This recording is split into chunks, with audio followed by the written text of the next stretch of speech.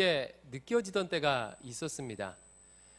이게 이제 공부하는 게 어렵다는 의미가 아니고 이 내용이 마음을 좀 어렵게 하던 때가 있었습니다. 제가 대학원 다니던 시절에 그 성경 공부 리더들과 함께 모여서 디모데후서 한 장 한 장을 챕터 스터디를 했었거든요. 그때 디모데후서를 공부하면서 좀 부담이 많이 됐었어요. 이 디모데후서의 내용이 굉장히 강하게 느껴졌기 때문에 그렇습니다.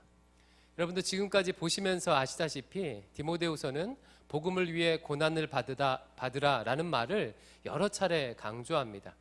1장에만 나오는 것이 아니라 1장, 2장, 3장, 4장 짧은 장인데도 불구하고 매 장마다 복음을 위해 고난을 받으라, 고난을 받으라, 고난을 받으라 라고 하니까 이 말씀이 격려가 되면서도 한편으로는요 좀 많이 피로감이 느껴졌어요. 안 그래도 그때 당시에 대학원 생활도 하면서 또 캠퍼스 사역을 하면서 정말 시간을 쪼개가며 열심히 제자 삼는 사역을 했었습니다. 그런데 말씀에 계속해서 고난을 받으라고 하니까 도대체 얼마까지 고난을 받아야 되냐라고 하면서 마음에 좀 짜증이 났던 그런 기억이 있습니다. 그래서 그런지 작년 연말 올해 디모데후서 강의를 준비하면서요 혹시 청년들에게 이와 같은 부담감이 있지 않을까, 좋은 얘기도 여러 번 들으면 피로감이 있는데 계속해서 강하라 그러면 부담이 있지 않을까, 이런 부담감이 제 안에 있었습니다. 근데 막상 뚜껑을 열어서 성경을 자세히 주의하고 매주일 성경을 이렇게 설교하면서요 여러분 어떻게 느껴지셔요? 좀 피로감이 느껴지십니까? 아니면 감사와 격려가 느껴지십니까? 저는 개인적으로 감사와 격려가 많이 느껴졌습니다. 그 이유가 무엇이냐면 아마 강하라는 말보다도 은혜 안에 강하라는 그 은혜가 더 많이 느껴졌기 때문이 아닌가 싶습니다. 지금 벌써 6번째인데요. 강하라고 얘기하지만 성경은 어디 안에서 강하라고요? 은혜 안에서 강하라라고 말하고 있습니다. 세상이 강해지는 방법과 성경이 강하라고 권유하는 방법은 전혀 다르죠. 하나님께서는 이미 우리에게 모든 것을 주시고 은혜 받을 수 있는 그런 통로들을 주시고 그 은혜를 누려라 라고 말씀하고 있는 것입니다. 그 은혜를 누릴 때 비로소 강해질 수 있다라고 말씀하고 있는 거죠. 따라서 말씀을 보면 볼수록 그러면 그렇지, 내 힘을 빼야 하는구나, 내 생각을 내려놓아야 하는구나, 하나님의 은혜를 누리게 되면 그 은혜의 물결 앞에 내 인생을 맡기게 되면 자연스럽게 강해지게 될 수 있구나 라는 것을 보면서 감사와 격려를 받게 됩니다. 오늘 본문도 비슷해요. 그냥 우리가 그냥 아무 생각 없이 보게 되면 하나님께서 일방적으로 우리를 채찍질하는 것처럼 느껴질 수 있는 본문입니다. 오늘 본문은 사명자가, 사역자가 어떤 모습을 가져야 하는지 비유를 들고 있는데 군사와 같아야 한다, 또 운동선수와 같아야 한다, 또 농부와 같아야 한다라고 이 군사, 병사, 운동선수, 농부의 비유를 들어서 사명자를 얘기하고 있습니다. 여러분, 군사, 운동선수, 농부, 그 어느 것 하나 만만치 않은 그런 직업들이죠. 그러니까 직관적으로 보면 군사같이 농부처럼 또 운동선수처럼 열심히 하고 수고하고 헌신하고 이렇게 말하는 것처럼 들려질 수가 있어요. 하지만 오늘 본문을 주의 깊게 DMQT 하듯이 깊게 살펴보면 하나님의 약속과 격려가 있음을 발견할 수가 있습니다. 따라서 이 세 가지 비유를 하나하나 주의하면서 도대체 어떤 식으로 격려하는지 살펴볼 텐데요. 먼저 오늘 본문 말씀 3절과 4절에 보면 이 사역자, 사명자, 하나님의 일을 하는 사람을 병사에 비유하고 있습니다. 여러분, 비유를 해석할 때 주의해야 할 점이 있어요. 비유를 해석할 때 그냥 생각나는 대로 비유를 보면 오류를 범하게 됩니다. 비유를 해석할 때 흔히 범하는 오류는 무엇이냐면요, 원래의 개념과 비유의 대상을 일치시키는 거예요. 그러니까 예를 들면 인생은 마라톤이다 라고 하면 인생을 마라톤에 비유하는 거죠. 그런데 이것을 해석할 때요, 인생과 마라톤을 일치시켜서 해석하면 그 오류가 생겨요. 아주 흔한 오류인데요. 여러분 생각해 보십시오. 인생이 마라톤이다라고 할 때는 인생과 마라톤은 적극적으로 일치한다 그런 의미입니까? 그렇지 않죠.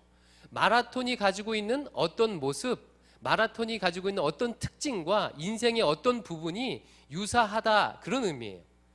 따라서 오늘 본문도 마찬가지예요. 이렇게 병사와 사역자를 일치시켜서는 우리가 오해하게 됩니다. 인생이 마라톤이라고 할 때는 마라톤의 어떤 부분과 인생을 비유하고 있는 거죠? 마라톤은 장거리다, 그렇죠? 마라톤은 장거리야. 그러니까 인생은 단거리 경기가 아니라 마라톤과 같이 장거리 경기야. 이 장거리라는 특징을 비유하는 거죠. 이와 같은 방식을 여기 그대로 도입하면서 여러분 본문을 보시기 바래요. 지금 사명자를 군사에 비유하고 있을 때는 사명자와 군사는, 병사는 완전히 일치한다, 그런 의미가 아니고 병사의 어떤 측면을 비유하고 있는 것입니다. 그리고 그 어떤 측면이 무엇인지를 여러분 주의 깊게 살펴보셔야 해요. 3절 말씀 보니까 너는 그리스도 예수의 좋은 병사로 나와 함께 고난을 받으라 라고 하면서 사명자를요 좋은 병사로 비유하고 있어요. 그리고 좋은 병사가 어떤 병사인지 4절 말씀에 얘기하고 있는데 이 부분이 핵심이에요. 4절을 같이 한번 읽어볼게요. 4절 말씀 읽어보겠습니다. 시작. 병사로 복무하는 자는 자기 생활에 얽매이는 자가 하나도 없나니 이는 병사로 모집한 자를 기쁘게 하려 함이라. 병사의 이와 같은 부분을 사명자인 너는 본받으라, 이것을 기억하라 라고 말하고 있습니다. 그럼 4절을 좀 주의해야 할 텐데요.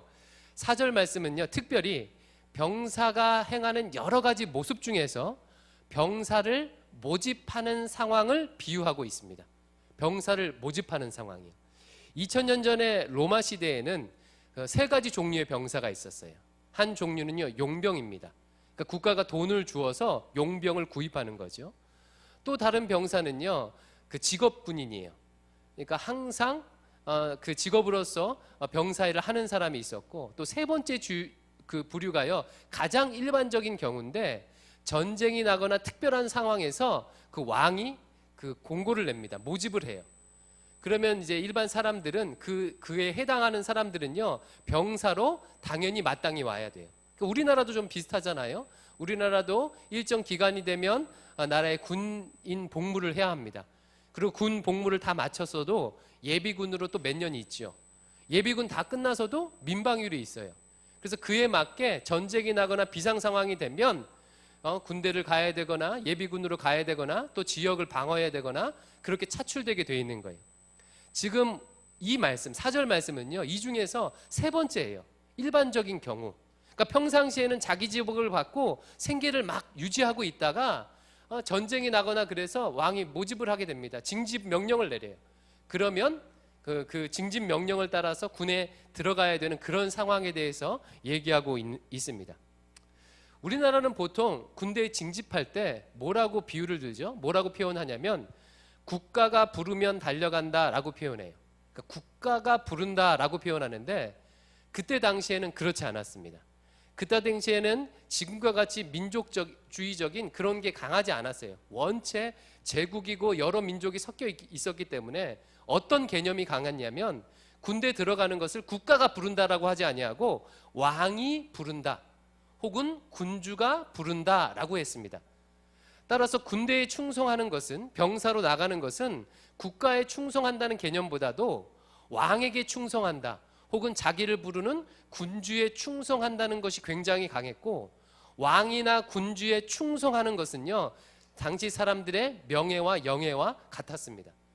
따라서 그 중세 때의 영화나 그 서구 사회의 그 영화를 보면요 어떤 기사나 병사들이 자기 군주와 왕에게 충성하는 것, 심지어는 목숨을 바치는 것을 굉장히 영예롭게 생각하는 그런 장면들 많이 보셨을 거예요. 이런 장면을 떠올리면서 이 말씀을 보면 이해가 돼요. 그러니까 병사로 복무하는 자는 자기 생활에 얽매이면 안 되는 거예요. 왜? 지금 전쟁이 나서 왕이 부르니까 당연히 자기 생활을 내려놓고 그 병사로 들어가는 것이 그 시민의 권리이자 시민의 의무였어요. 그리고 병사로 들어갈 때는 누구에게 충성하는 거예요? 자기를 모집한 왕에게 혹은 군주에게 충성하는 겁니다. 그래서 자기를 병사로 모집한 자를 기쁘게 하려 함이라 라는 말은 자기를 모집한 군주에게 또 왕에게 충성하기 위해 하려 함이라 라는 말인 거예요. 이제 이해가 되죠. 전쟁이 나서 왕이 혹은 군주가 부르면 생업을 잠시 내려놓고 그 왕을 위해서 혹은 그 군주를 위해 기꺼이 기쁨으로 나아가는 자가 좋은 병사고, 이런 모습은 매우 보편적이고 일반적입니다. 우리도 마찬가지잖아요. 20살이 되게 되면 군대에 가는 것이 힘든 일이긴 하지만 보편적이고 일반적인 것처럼, 당시 로마 시민이라면 전쟁이 났을 때 왕이 군사를 모집하게 되면 자기의 생계를 내려놓고 나가는 것이 보편적이고 일반적이며 특별한 헌신이 아니라 일반 시민이 의무인 것이죠. 따라서 오늘 말씀은요, 지금 병사로 지금 사명자를 비유드는 것은 마치 이런 뉘앙스가 있는 거예요. 인간 왕이 혹은 인간 그 군주가 병사를 모집해도 그에게 충성하기 위해서 생계를 포기하고 나가 싸우는데, 당연히 온 세상 만물의 주인 되신 하나님께서 부르시면 그 하나님께 충성하기 위해서, 하나님을 기쁘시게 하기 위해서 나가야 하지 않겠느냐. 이것이 천국 시민의 사역자의 일반적인 의무다라고 말하고 있는 것입니다. 비유를 이때 당시로 안 하고 병사로 안 하고 요즘 시대로 비유하자면 어떻게 비유하면 좋을까요? 여러분 한번 생각해 보세요. 어떻게 비유하면 사역자를 요즘 시대에 지금 이와 같은 논리로, 비유로 우리 들 수 있을까요? 제가 좀 생각을 해봤더니 직장인들을 위해서 뭐 이런 식일 수 있을 것 같아요. 직장에서 회장님과 사장님이 호출하면 어떻게 하죠? 다른 일들을 제치고 회장님과 사장님의 그 부름 앞에 나아가죠. 심지어는 지금 직장 가서 내 일을 하고 있어도요, 회장님이나 사장님이 부르면 가야 돼요. 과장님이 그걸 보고, 야, 너 지금 네 일 안 하고 어디가? 네 일 다 끝났어? 그럴 때 뭐라고 합니까? 과장님, 지금 사장님이 부르시는데요. 그럼 과장님이 어떻게 하시죠? 아, 사장님이 부르시니? 그래, 빨리 갔다 와. 이렇게 하시죠. 심지어는 내가 지금 직장에서 일하고 있는 시간이 아니더라도요, 밖에서 퇴근하고 나서라도 사장님이나 회장님이 부르시면 어떻게 합니까? 보통 일반적인 직장인은 뭐 다른 일을 다 제쳐놓고 심지어는 명절이 돼서도 가죠. 예. 저분은 고개를 흔드시는데 직장 생활하기 힘드시겠어요? 예, 이것이 보편적이고 일반적이잖아요. 직장인이라면 이런 거잖아요. 이와 같다는 거예요. 지금 특별한 헌신을 지금 사명자에게, 사역자에게 지금 얘기하고 있는 것이 아니라 지금 일반적으로 그렇게 하지 않느냐. 사명자도 하나님 나라의 시민으로서 하나님의 부르심에 그와 같이 임하여야 한다. 이것이 보편적인 천국 시민의 의무다라고 얘기하고 있는 것입니다. 그러면서 생활에 얽매이지 말 것을 강조하고 있어요. 그런데 여기서 생활에 얽매이지 않고 나간다는 의미는요, 생활이 중요하지 않다거나 혹은 생활을 내팽개치라거나 아니면 직업도 가지지 말고 교회 봉사만 열심히 하라거나 그런 의미가 아닙니다. 혹은 가정 생활을 신경 쓰지 말고 교회 일만 하라거나 죄송합니다. 하라고 하는 그런 의미가 아닙니다. 자기 생계가 중요하지 않다는 말이 아니죠. 자기 생계와 하나님의 부르심 가운데서 하나님의 부르심이 더 중요하다, 우선순위에 있다라는 말이에요. 이 말의 의미를 잘 아는 것이 굉장히 중요합니다. 자기 생계보다 하나님의 부르심이 더 우선순위에 있다라는 말이에요. 그러면 왜 우리의 생계보다 하나님의 부르심이 더 우선순위에 있을까요? 너무 당연한 질문을 제가 하는 것 같은데 굳이 이것을 두 가지로 설명하자면 이렇습니다. 생계는 유한하나 하나님의 부르심은 영원하기 때문에 그렇습니다. 지금 병사로 지금 비유를 들고 있는데 병사로 모집된 자가요, 이런 마음이 드는 거예요. 지금 먹고 살기도 빠듯한데, 아무리 전쟁이 났지만 지금 먹고 살기도 빠듯한데 내가 나가지 않겠다라고 하고 그냥 농사 짓는 대로 농사 짓고 양치는 대로 양치기를 했어요. 그러면 여러분 나중에 어떻게 되겠습니까? 만약 전쟁에 패하게 된다면요, 자기가 열심히 지금 생계를 위해서 농사 짓는 것이나 아니면 양치는 일이 아무 소용이 없게 돼요. 적국이 쳐들어와서 모든 것을 소유하게 되면요, 이제는 노예가 되기 때문에 자기 생계로 수용하는 것이 아무 의미가 없게 됩니다. 뿐만 아니라 전쟁이 승리했다고 하더라도요, 승리한 왕이 돌아와서 그 징집을 거부한 사람을 그냥 그대로 놔두지 않죠. 왕의 심판대 앞에 서게 되는 것입니다. 따라서 생계보다도 더 중요한 것이 지금 이 왕의 부르심에 나아가야 하는 거예요. 마찬가지입니다. 우리는요, 죽음 앞에서 우리의 생계가 물거품이 되는 때가 반드시 있음을 기억해야 해요.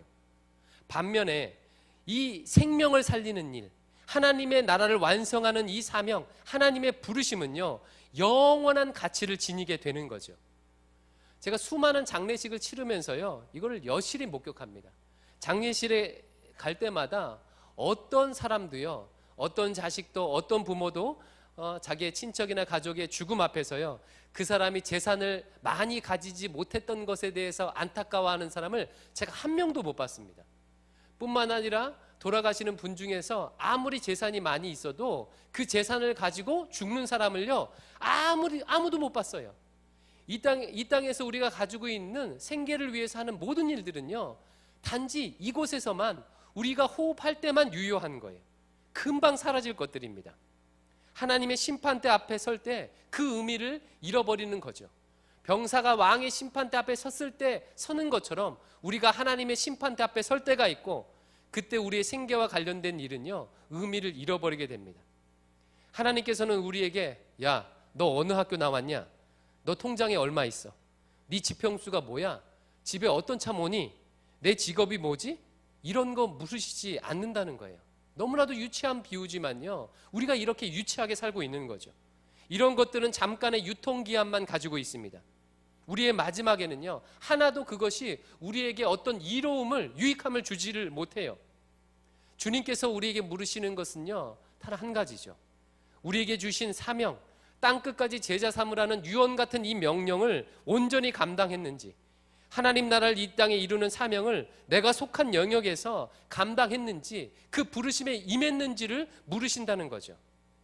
이런 의미에서 우리의 생계보다 하나님 나라가 더 우선순위에 있습니다. 또 두 번째로 생계보다 부르심이 더 우선순위에 있는 이유는요, 군사로 나가게 되면 생계를 책임져 주시기 때문에 그래요. 여러분, 그 왕이 군사로 모집했어요. 그런데 이 사람들이 이렇게 대답하는 거예요. 먹고 살 게 없는데 어떻게 나갑니까? 라고 얘기하면 징집하는 자가 뭐라고 하죠? 군대 들어오면 생활을 다 책임져 준다고 얘기해요.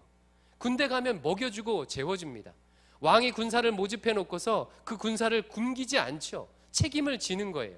그 전쟁을 감당하게 되면 모든 필요한 것을 다 왕이 공급해 줍니다. 우리는 전쟁터에 나가서 싸움만 하면 되는 거예요. 마찬가지로 우리를 부르신 주님께서는 우리의 생계를 다 책임져 주셔요. 때문에 생계보다도 하나님 나라가 우선순위가 있다는 거예요. 우리 대강교회 표호 구절이 있는데 여러분 혹시 아십니까? 대강교회 주보 보면, 청년부 주보 말고 대강교회 주보 보면요, 제일 첫 장에 대강교회 표호 구절이 있어요. 그게 뭐냐면 마태복음 6장 33절입니다. 같이 한번 읽어볼게요. 마태복음 6장 33절 말씀을 같이 함께 읽어보겠습니다. 마태복음 6장 33절 시작. 의를 구하라. 그리하면 이 모든 것을 너희에게 더하시리라. 이것이 대강교회의 표어 구절입니다. 너희는 먼저 그의 나라와 의를 구하라.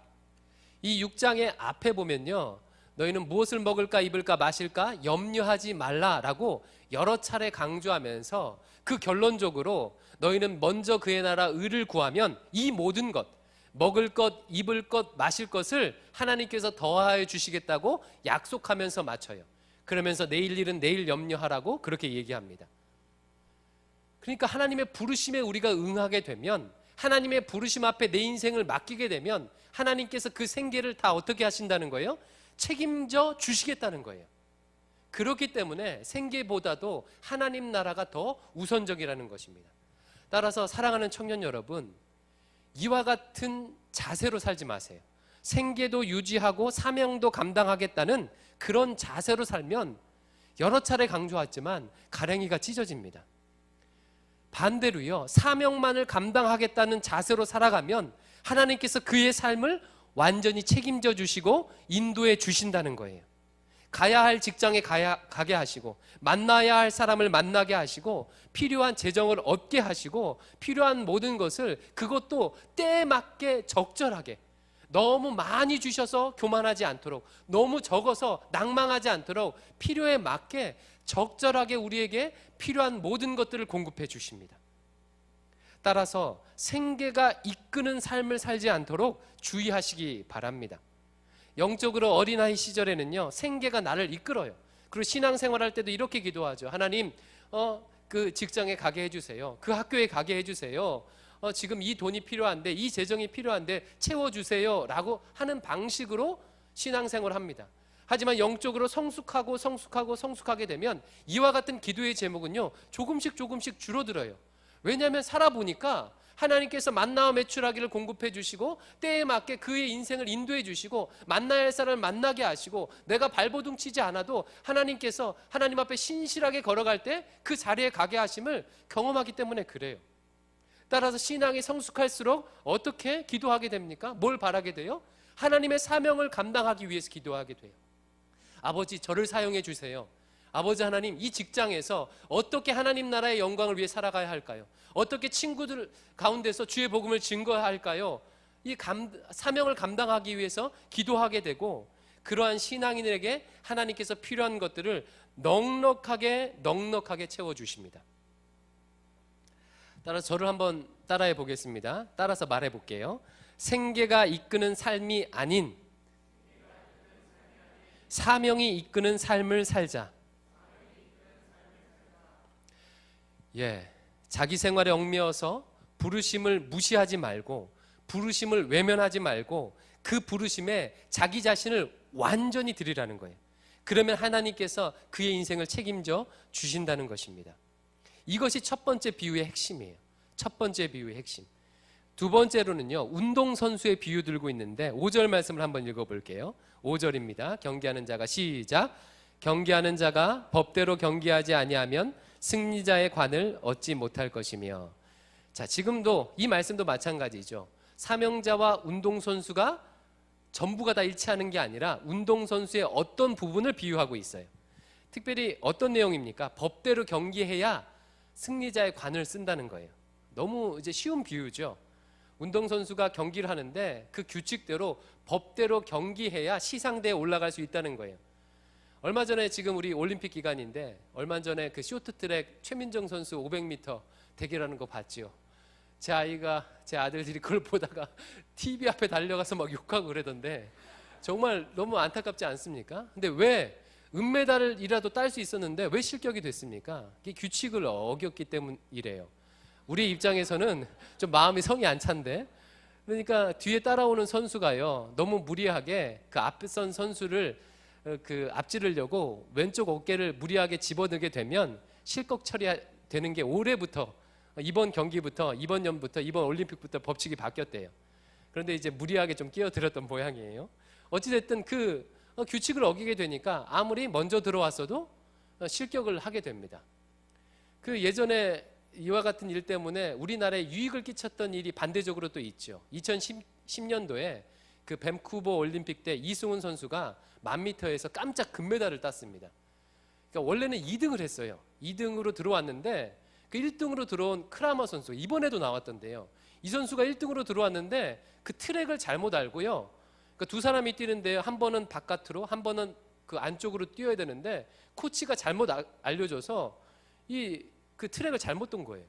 그러니까 아무리 빠른 기록으로 들어왔어도 어떻게 해요? 실격이 되는 겁니다. 그러니까 동메달로 떨어지거나 그것도 아니고 그냥 실격이에요. 금메달을 박탈당하는 거예요. 지금 이런 내용을 얘기하고 있는 것입니다. 따라서 너는 사역을 할 때 법대로 그 사역을 하라는 거예요. 그럼 법대로 사역하라는 것이 무슨 뜻입니까? 말씀대로 하라는 거죠. 말씀대로. 이 말씀대로 하라는 것은 두 가지 의미를 갖고 있어요. 첫 번째는 뭐냐면 그때 당시에요, 하도 하나님의 말씀을 가르치는 것이 아니라 다른 이단 사상을 가르치는 사람이 굉장히 많았어요. 교회 안에도 유대교적 전통이 있어서 유대교의 율법주의, 율법을 잘 지켜야 구원받는다는 율법주의를 가르친 사람도 있었고, 또 헬라 문명이 많이 그때 당시에 지배하고 있었기 때문에 그 헬레니즘 사상들요, 헬라 문명 사상들, 그래서 예수 그리스도께서 육체로 오신 것을 부인하고 마치 예수님의 오심이 신비적 오심, 추상적 오심, 그리고 지식적 오심으로요 이렇게 추상화시키는 그런 가르침이 있었어요. 그래서 법대로 경계하라, 말씀대로 사역하라는 것은 하나님의 말씀만을 전하라는 거예요.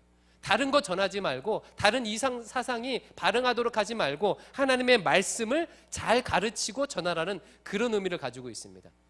여러분, 이것은요 그때 당시에만 해당되는 게 아니라 요즘도 해당되죠. 요즘도 우리가 면밀하게 주의 깊게 우리의 사역과 우리의 목회를 살펴보게 되면 나도 모르게 우리도 모르게 들어온 하나님의 말씀대로 되지 않는 다른 것들이 많이 있습니다. 여러분, 뭐 쉽게 예를 들면요, 결과주의 이런 것들이 교회 안에도 들어와 있어요. 모든 것을 숫자로 판단하는 거죠. 교회 성도 숫자로, 그러니까 교회에 성도만 많이 오게 되면 그것이 목회를 잘하는 것처럼 생각하는 것, 이와 같은 결과주의, 숫자 중심으로 판단하는 것들은요 결코 하나님의 말씀이 가르치는 일이 아닐 거예요. 그럼에도 불구하고 우리는요 교회를 물어볼 때, 야, 너 어디 교회 다니니? 이런 교회 다녀. 네 교회는 어떤 교회니? 우리 교회는 말씀은 이렇고 이렇게 얘기해, 이렇게 훈련하고 이런 모임이 있어 하면 잘 몰라요. 그러다가 우리 교회 청년부는 한 200명 정도 돼. 그러면 마치 그 교회에 대해서 다 이해했듯이 그래? 라고 하는 그런 모습들이 우리 안에 있습니다. 이와 같은 결과주의. 그리고 정치적 메시지를 복음과 오묘하게 섞여서 가르치는 경우도 굉장히 많이 있죠. 따라서 법대로 사역하라, 말씀대로 사역하라는 말은요 이와 같이 다른 사상들, 다른 철학들이 아니라 하나님의 말씀을 온전히 전하도록 하라는 거예요. 그런 의미에서 우리도 경각심을 갖고 우리의 목회와 청년부를 돌아봐야 할 것입니다. 두 번째로는요, 말씀대로 사역하라는 것은 어떤 의미냐면 사역자의 자세에 대해서 얘기하는 것입니다. 그야말로 말씀이 가르쳐주는 방법대로 사역하라는 거예요. 그러니까 사역은요 하면 할수록 여러분 느껴요, 하나님 나라는요 성격대로 기분대로 하는 게 아니에요. 성격대로 기분대로 하면 열매를 잘 못 맺습니다. 하나님의 말씀대로 사역해야 상급이 있고 열매를 맺게 돼요. 오늘 본문의 그 대상자가 되는 젊은 디모데는요 성격이 소심했던 것 같아요. 또 우울한 마음을 많이 가지고 있었던 것 같아요. 그 조금만 힘들면 우울하게 되거나 소심하게 돼서 매우 위축되게 됐던 것 같아요. 따라서 자기의 성격대로 사역하게 되면요 자꾸만 환경 탓하게 되고, 환경이 바뀔 때까지요 힘을 못 내게 되고 우울하고 막 집안에 박혀 있고 이렇게 되는 거죠. 근데 성경 말씀은 뭐라고 얘기해요? 은혜 안에 강하라 라고 얘기해요. 은혜 안에 강하라. 그러면서도 디모데는 좀 논쟁적이었던 것 같아요. 뒤에 말씀 보면 논쟁하지 말라 이런 표현 나오거든요. 여러분, 논쟁에서 이겼다고 생각해 보세요. 직장에서 어떤 직장 동료와 이렇게 얘기를 합니다. 기독교에 대해서 얘기하는데 직장 동료가 막 기독교를 까는 거예요. 그래서 열이 받아갖고 논리적으로 얘기하는 거예요. 그래, 그러면 너도 그렇고 나도 그렇고 선입관을 버리고 한번 생각해 보자 라고 하면서 얘기를 했어요. 근데 그 친구가 대답을 못한 거예요. 그러면 나는 논리적으로 승리를 한 거죠. 그러면 이기는 겁니까? 열매가 있고 상급이 있습니까? 그 친구가 그렇구나, 내가 그걸 미처 몰랐네, 다음 주부터 내가 교회 갈게, 이런 경우가 있습니까? 이런 경우는 없어요. 마음만 상하는 거예요. 마음만 상해요. 집에 가서 자꾸 논쟁했던 것을 묵상하면서 마음만 상하게 되죠. 따라서 그와 같은 경우는 어떻게 해야 돼요? 성경 말씀에 온유하게 대하래요. 온유하게. 어리석은 변론을 피하라고 얘기하고 있어요. 따라서 이와 같이 말씀대로 사역해야 되는 거예요. 저도 청년 시절에요 경험을 많이 했습니다. 청년 시절에 지금은 아닌데 이제 문학의 밤 없잖아요. 저희는 이제 1년에 한 번씩 청년 시절에 문학의 밤을 했어요. 여기서 공연하고 퍼포먼스를 막 하는 거예요. 그거 준비하면서 진짜 많이 싸웠어요. 이렇게 해야 된다고 저렇게 해야 된다고 싸웠습니다. 결국은 제 주장이 강한 제가 이겨서 이렇게 했어요. 그런데 딱 보니까 문학의 밤이 성황리에 잘 끝났어요. 공연도 아름답게 됐고 많은 사람들이 왔어요. 그러면 열매를 많이 맺는 겁니까? 근데 이렇게 친구들하고 싸우면서 공연은 잘 끝났는데 나중에 보니까 남는 게 없어요. 상처받은 친구는요, 에이 이번까지만 해야지 하고 교회를 떠나가게 되거나 이런 일들을 너무나도 많이 봤습니다. 반면에요, 저 친구에게 한마디 쏘아붙이고 싶은데 좀 참는 거죠. 성경에 보면 사랑하라고 하고 인내하라고 하고요, 막 이런 말씀이 있잖아요. 이런 말씀에 순종해서 내가 쏘아붙이고 있는데 그 순간 참고 기다릴 때 그 친구가 변화되고 하나님 앞에 나아오고 먼저 고백하는 일들을 정말 많이 경험했어요. 그래서 사랑하는 청년 여러분, 말씀대로 사역하는 법을 배워야 합니다. 기분대로, 성격대로, 상황대로 사역하면 그때 당시에는 내 기분대로 하게 되면 뭔가 되는 것 같지만 결국은 열매가 없어요. 승리자의 관을 취할 수 없습니다.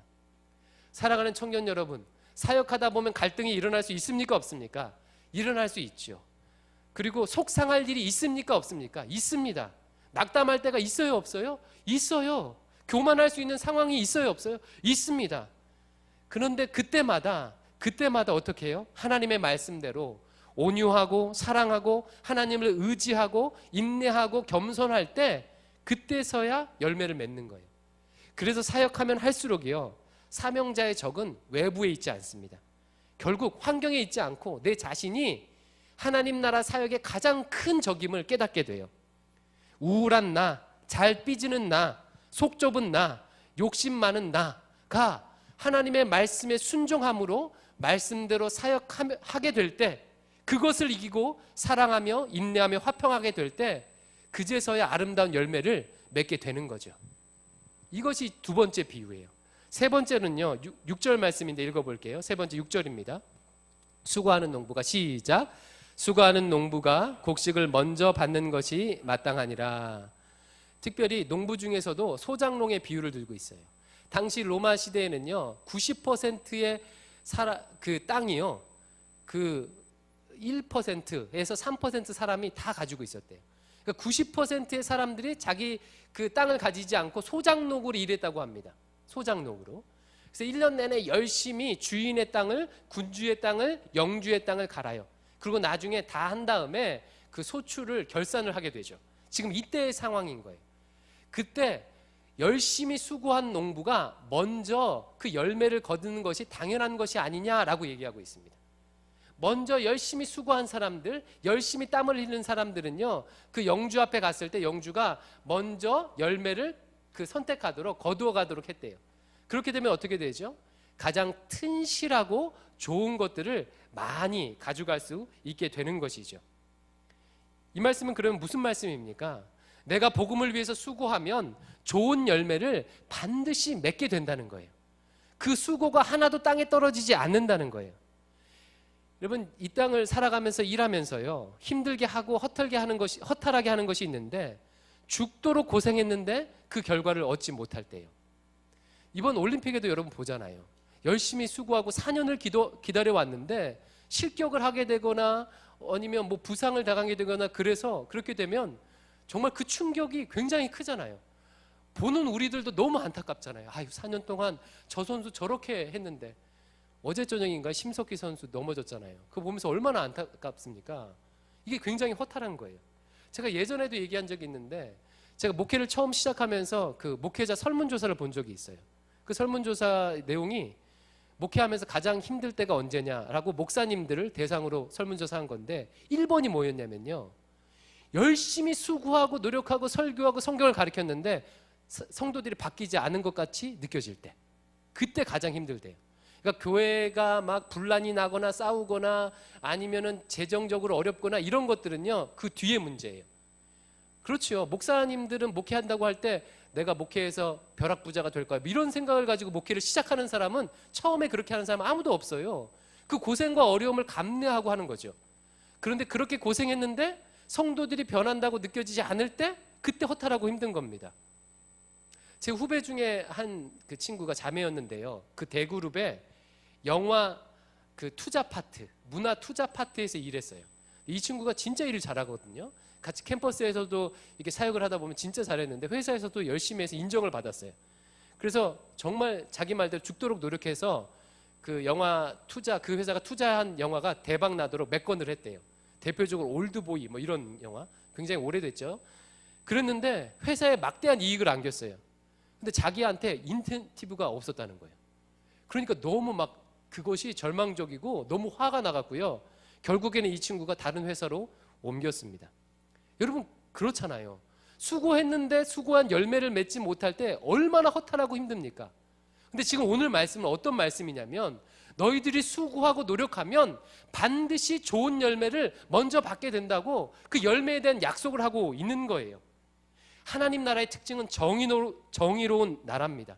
세상에서는요, 우리가 수고하고 노력할 때 때로는 얻을 수도 있지만 때로는 못 얻을 수도 있어요. 이것이 세상이라면 하나님 앞에서는요, 내가 하나님의 이름으로 하나님을 위해서 최선을 다해서 수고하면 그 작은 것 하나라도, 기도 한 마디라도 땅에 떨어지지 않는 거예요. 그걸 약속하고 있는 것입니다. 마태복음 10장 42절 한번 읽어볼게요. 마태복음 10장 42절 시작. 또 누구든지 제자의 이름으로 이 작은 자 중 하나에게 냉수 한 그릇이라도 주는 자는 내가 진실로 너희에게 이르노니 그 사람이 결탄코 상을 잃지 아니하리라 하시니라. 작은 자에게 제자의 이름으로, 예수 그리스도의 제자의 이름으로 냉수 한 그릇 줬어요. 그런데 그것도 하나님께서 잊어버리신대요, 기억하신대요? 기억하신대요. 기억하시고 그의 인생 가운데, 삶 가운데 열매로 갚아주신다고 약속하고 있습니다. 예를 들면 유치한 얘기겠지만 우리가 이제 1년에 몇 차례씩 선교 카페 콩모아를 하잖아요. 그래서 그 컵을 나눠주고 거기다가 동전 몇 푼 이렇게 모아라 하잖아요. 그러면 거기에서 담아있는 몇백 원이라도 하나님께서 그거를 기억하시 주신다는 거예요.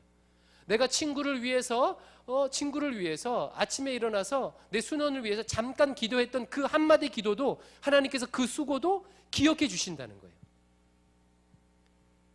그럼 너무 감사하고 놀랍지 않습니까? 너무 위로되고 격려되지 않습니까? 제 인생을 봐도 그래요. 제 인생은요, 내가 하나님 앞에 헌신하는 인생이라고 생각할 때가 있었어요.